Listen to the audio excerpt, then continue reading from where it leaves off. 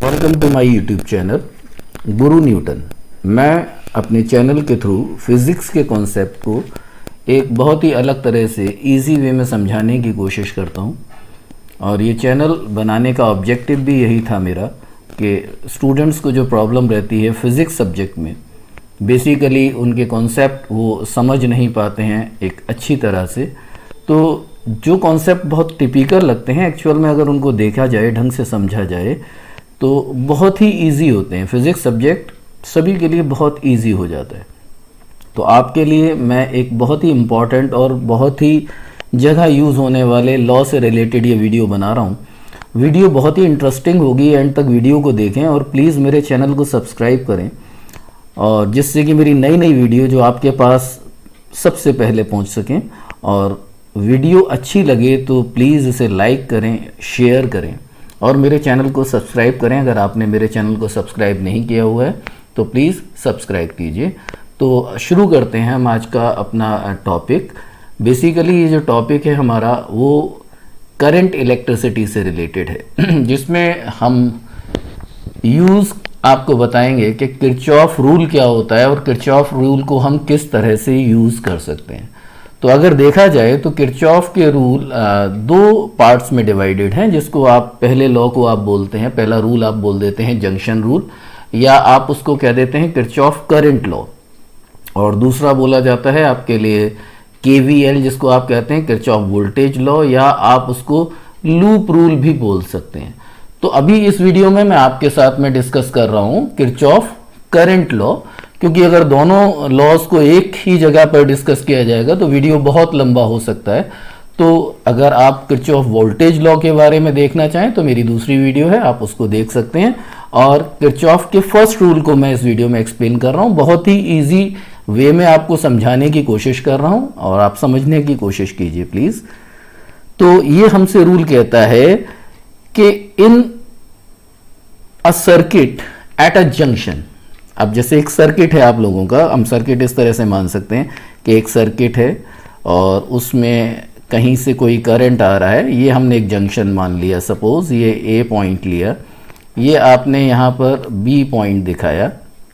यहाँ पर अगर आप देखेंगे तो ये आप एक सी पॉइंट दिखा रहे हैं, और अगर मेंशन करूँ मैं, ये करंट इधर से आ रहा है I1, ये I2 और ये I3। अब ये जंक्शन इस पॉइंट ए पर भी हो सकता है, जंक्शन आप पॉइंट बी को भी मान सकते हैं। तो यहाँ पर जैसा कि सिंपली कहा गया है कि algebraic sum of all the currents meeting at a point is always equal to 0। जैसे कि अगर मैं कहूँ कि एक कोई जंक्शन, जैसे आप ए को मान लें या बी को मान लें, ये अपना सर्किट डायग्राम है, आप किसी तरह से बना सकते हैं।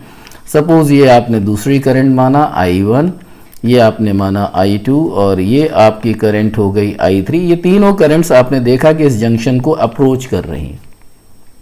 अब ऐसा भी हो सकता है कि कुछ करंट्स यहाँ से जा रहे हों, तो हम इनको मेंशन कर लेते हैं। सपोज ये हमारा I4 हो गया, ये I5 हो गया। तो जैसा कि आपसे इसमें कहा गया है कि algebraic sum of all the currents meeting at a point is always equals to 0. अब meeting at a point you can understand it is junction, तो इसीलिए इसको junction rule भी कहा गया। और it is based on law of conservation of charge। जैसे कि आपको पता है कि charge can neither be created nor be destroyed, charge को हम बना नहीं सकते, चार्ज को हम डिस्ट्रॉय भी नहीं कर सकते हैं। तो अगर यहां पर आप देखें तो करंट किससे बनता है? Current is what? Current moving charge, जो चार्ज आपका फ्लो करता है वो आपके लिए एक करंट बना देता है।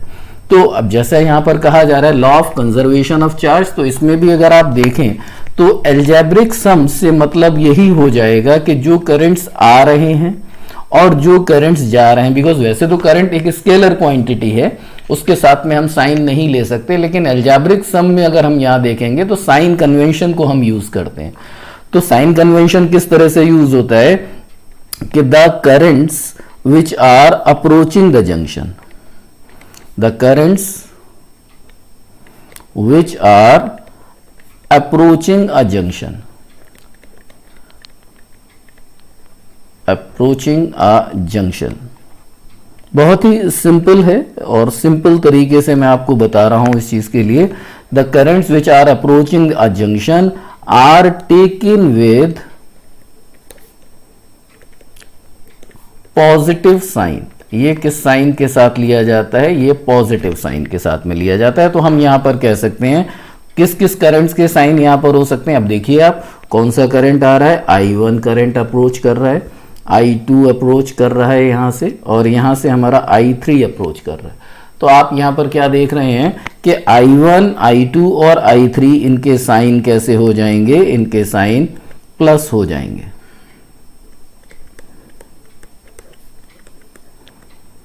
और अगर जैसे आपसे कहा the currents which are leaving the junction,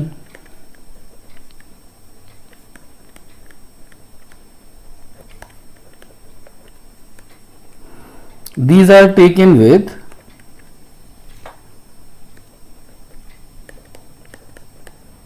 negative sign. Negative sign. तो अगर आप यहां से देखें तो I4 करंट हो गया आप लोगों का, I5 करंट जो यहां पर आपने शो किया हुआ है, तो ये करंट कैसा हो गया? ये करंट आप नेगेटिव साइन के साथ में कंसीडर करेंगे। I4, I5 ये नेगेटिव साइन हो गया। अब आपसे रूल क्या कहता था? रूल कह रहा था अलजेब्रिक सम। अलजेब्रिक सम का मतलब हुआ कि ये जितनी भी करंट्स हैं इन सबको हम सम अप करें, लेकिन साइन का कंसीडरेशन करें।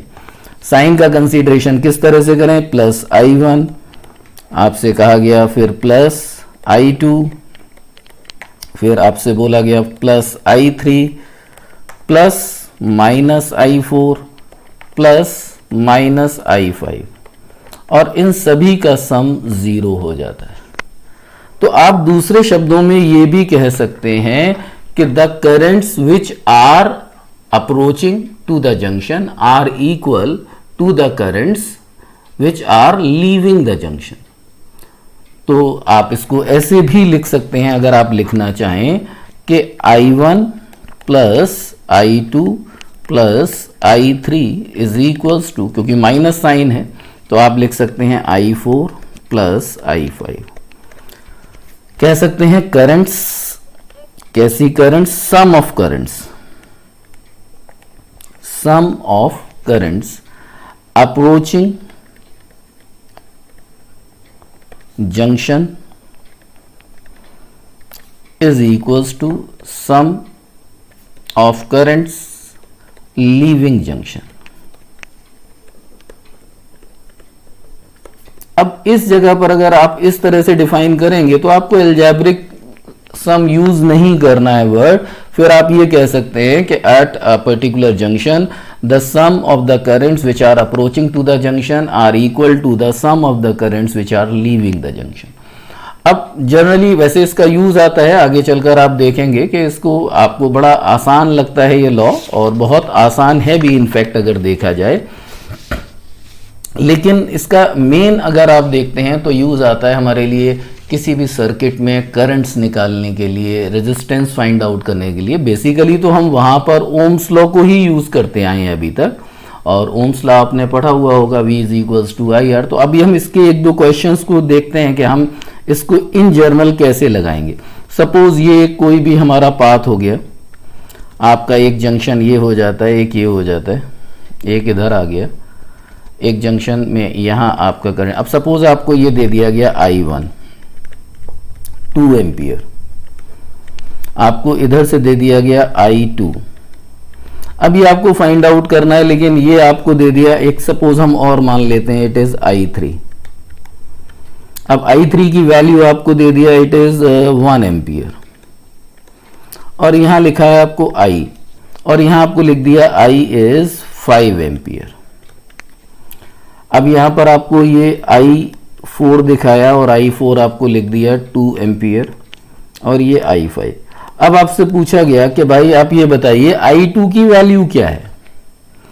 तो अगर आप यहां देख रहे हैं द करंट्स, अब I3 इसको अप्रोच कर रहा है, तो आप कह सकते हैं I1 plus I3 plus I2, और यहां से कौन सा करंट जा रहा है, ये जो I आपने शो करा हुआ है 5 एम्पियर, तो आप इसको I के क्विट कर सकते हैं।